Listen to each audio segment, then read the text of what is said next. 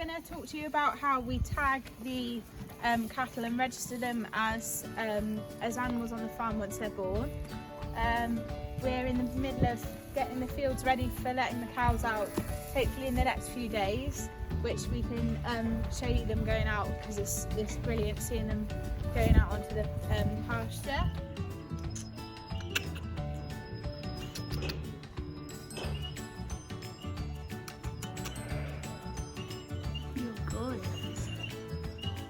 So each of them have a set of tags.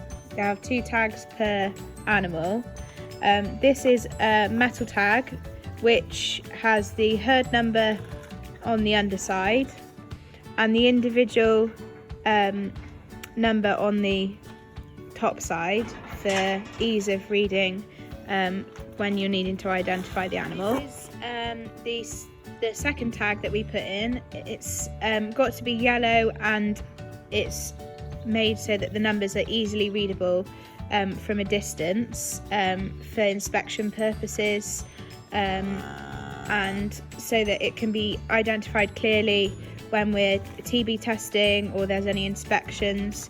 And this is a plastic tag, and it's double-sided so that you can see on the back and the front of the ear. So we brought the calf out separately from the mum just for a few minutes so that it's less stressful and the mum doesn't get as agitated, and it's a bit safer for us to be in a separate area. So we tag the yellow into the one side, and now the metal tag goes into the other ear. It goes into a particular place on the ear so that it doesn't damage the blood vessels, and it's also allowing for enough growth between the ear and the tag as the animal grows.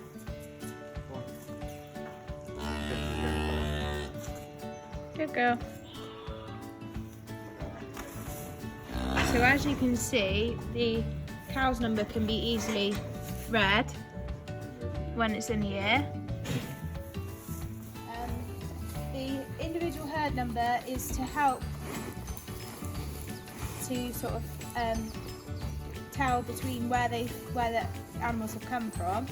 So each farm has a specific herd number, and that means for all our cattle, for any that we've bought in, we know exactly where they've come from that 6-digit herd number. It's a legal requirement for us to have a passport for each of the animals in the shed, for selling purposes and identification, knowing where the cattle have been, knowing their movement history, their breeding history, and their dates of birth. It's important for us as it's a way of people being able to tell that our young stock are obviously Aberdeen Angus, bred from a pedigree bull.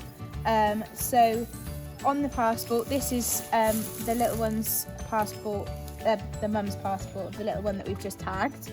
So as you can see at the top here, we have her ear tag number. This is the herd number here, and then the individual identification number at the end. She's obviously a British Blue, and she's female. The date of birth, and then this is her mother's or her dam's number. On this, it doesn't actually have her sire, but it does show the mother's number, so that for any problems, you can always trace back and see the breeding history of that cow. This is the bull's pedigree, and again, when we sell any of the young stock, we like to add this into the with the passports when we sell them. It's important that we give them this information as the bull is pedigree, so they are of particular standard, if you like.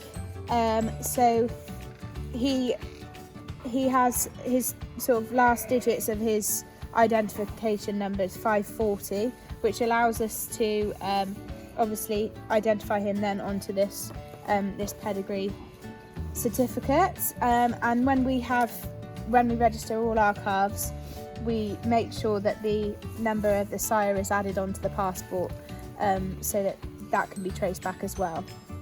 Because having Aberdeen Angus with a pedigree bull, it does help to keep the value of a higher standard. Had a couple of sets of twins yesterday born in the lambing shed, and the lambing's going quite well now. We've only got 18 left to lamb, so fingers crossed, sort of by the end of next week we'll be looking to finish lambing and hopefully getting the sheep out in the field as well.